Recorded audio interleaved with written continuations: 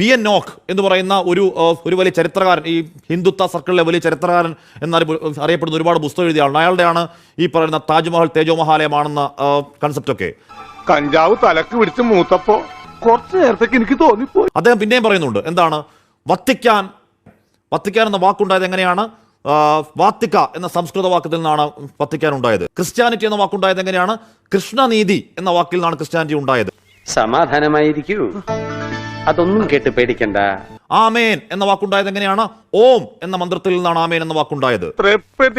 Abraham എന്ന വാക്കുണ്ടായത് എങ്ങനെയാണ്? ബ്രഹ്മ എന്ന വാക്കിൽ നിന്നാണ് അബ്രഹാം ഉണ്ടായത്. ഇത്തരത്തിൽ ഒരുപാട് പുസ്തകം എഴുതിയ ആളാണ് ഈ P.N. നോക്ക്. ഈ സർക്കിളുകളിൽ ഇപ്പോഴും അത് മരിച്ചുപോയ ആളാണ്. പക്ഷേ ഈ പുസ്തകങ്ങൾ ചൂടപ്പം പോലെ വിറ്റഴിയലാണ്.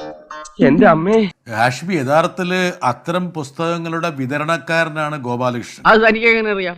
പറഞ്ഞിട്ടുണ്ട്. ഞാനോ? അതെ, ഒരു 5-6 പ്രാവശ്യം. ഓ, അത് ഞാൻ ചിലപ്പോ പറഞ്ഞു കാണും. അതെ, ഇതുപോലുള്ളൊരു ഡീസലും അതുപോലെ തന്നെ തീപ്പെട്ടിക്കൊള്ളിയുമായിട്ടാണ് ഈ ഗോപാലകൃഷ്ണനെ പോലുള്ള ആൾക്കാർ ഇപ്പോൾ ഉത്തരേന്ത്യ റോന്തു ചുറ്റിക്കൊണ്ടിരിക്കുന്നത്. ഓ, അത് ഞാൻ പറഞ്ഞതല്ലേ. 8 പ്രാവശ്യം. ബംഗ്ലാദേശിൽ ഹിന്ദുക്കൾക്കെതിരെ ആക്രമണം നടത്തുന്ന ആൾക്കാർ യഥാർത്ഥത്തിൽ രക്ഷപ്പെടാൻ വേണ്ടി ഉയർത്തുന്നത് നിങ്ങളിവിടെ മുസ്ലിങ്ങൾക്കെതിരെ നടത്തുന്ന ചെയ്തികളാണ്. വേണ്ട, കളിയാക്കണ്ട. ഐഡ്രോസിന്റെ പഴയ സ്വഭാവം എടുപ്പിക്കല്ലേ. ചീത്ത ഐഡ്രോസ് മഹാപശ. ഇവിടുത്തെ പള്ളി പൊളിക്കലും ഇവിടുത്തെ വർഗീയ കലാപങ്ങളുമാണ് അവിടെ ആക്രമണം നടത്താൻ വേണ്ടിയിട്ട് അവരെ പ്രേരണയാക്കുന്നത് എന്നുള്ള കാര്യം നിങ്ങൾ മനസ്സിലാക്കുക.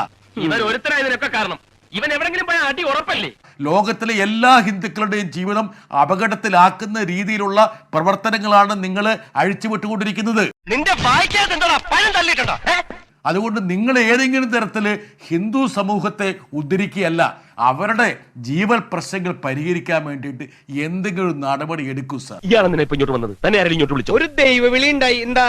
അതായത് അവർക്ക് ജോലി കൊടുക്ക്, അവർക്ക് എന്തെങ്കിലും തരത്തിൽ ഭക്ഷണം കഴിക്കാനുള്ള വകുപ്പുണ്ടാക്കി കൊടുക്ക്. തന്നോട് തർക്കിക്കാൻ ഞാനില്ല.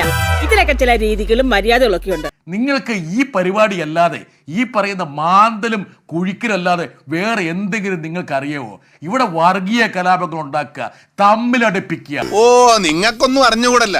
കണ്ടാ നല്ല കുടുംബക്കാർ അന്തസ്സുള്ളവര്. വേട്ടനായെ പോലെ വോട്ടിന് വേണ്ടി നടക്കുക. ഇതല്ലാതെ നിങ്ങൾക്ക് വേറൊരു പരിപാടിയില്ല. നിങ്ങൾക്ക് താൽക്കാലിക നേട്ടങ്ങൾ കിട്ടുന്നുണ്ട്. എന്ന കാരണം എന്ന് വെച്ചാൽ ജനങ്ങളെ കബളിപ്പിക്കാനുള്ള നിങ്ങളുടെ വൈദഗ്ധ്യത്തെ നമ്മൾ ഒരിക്കലും കുറഞ്ഞു കാണുന്നില്ല. അതെ, ആദ്യം നീ നന്നാകാൻ നോക്ക്, എന്നിട്ട് മതി സ്വയം നന്നാകുന്നത്, കേട്ടാ. നിങ്ങൾക്ക് സെലക്റ്റീവ് അംനീഷ്യ മാത്രമാണ്. അതായത് ഇവിടെയുള്ള സാധാരണക്കാരായ മുസ്ലിങ്ങൾ എന്ന് പറഞ്ഞാൽ ഔറംഗസീബിന്റെ സന്തതികളാണെന്നാണ് നിങ്ങൾ പ്രചരിപ്പിക്കുന്നത്. പറഞ്ഞു കാണും. ഇപ്പോൾ ഈ സമ്പൽ എന്ന് പറയുന്ന സ്ഥലത്ത് യഥാർത്ഥത്തിൽ മുസ്ലിങ്ങളും ഹിന്ദുക്കളും ഒക്കെ സമാധാനത്തോടെ കഴിഞ്ഞുകൊണ്ടിരുന്ന ഒരു സ്ഥലമല്ലേ? ഇപ്പൊ അജ്മീർ, എന്റെ ഗോപാലകൃഷ്ണൻ, നിങ്ങൾ അജ്മീറിൽ നിന്ന് പോകണം. വെട്ടിയാൻ നോക്കും. സെൻട്രൽ ജയിലേ എനിക്കൊക്കെ വേണ്ടി ഉണ്ടാക്കിയിട്ടുള്ളതാ. നിങ്ങളുടെ നേതാവും ഇന്ത്യയുടെ പ്രധാനമന്ത്രിയുമായിട്ട് നരേന്ദ്രമോദി ഞാൻ പറഞ്ഞതുപോലെ ചാദർ അയച്ചു കൊടുക്കുന്ന സ്ഥലമാണ്. ചാദർ എന്ന് പറഞ്ഞാൽ നേരത്തെ സൂചിപ്പിച്ചാണ്, വഴിപാടിന് തുല്യമാണ്, നേർച്ചയാണ്. ചില അവിഹിത കൂട്ടുകെട്ടുകളൊക്കെ ഉണ്ട് അല്ലേ? നരേന്ദ്രമോദി കഴിഞ്ഞ തവണ ഏറ്റവും ഒടുവിൽ അയച്ചു കൊടുത്ത ചാദർ പച്ചക്കരയുള്ള ഒരു മഞ്ഞ ചാദർ. ഇത് പട്ടാണ്, ഒരു പട്ടാണ്.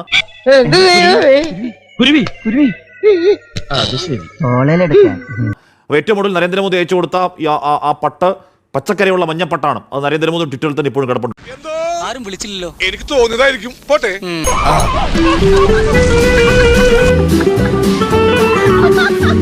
എന്റെ ഈ ചാനൽ നിങ്ങൾ സബ്സ്ക്രൈബ് ചെയ്യുക, ഷെയർ ചെയ്യുക, ലൈക്ക് ചെയ്യുക. സൈഡിലുള്ള bell button Ding Ding Ding Ding അമർത്തുക.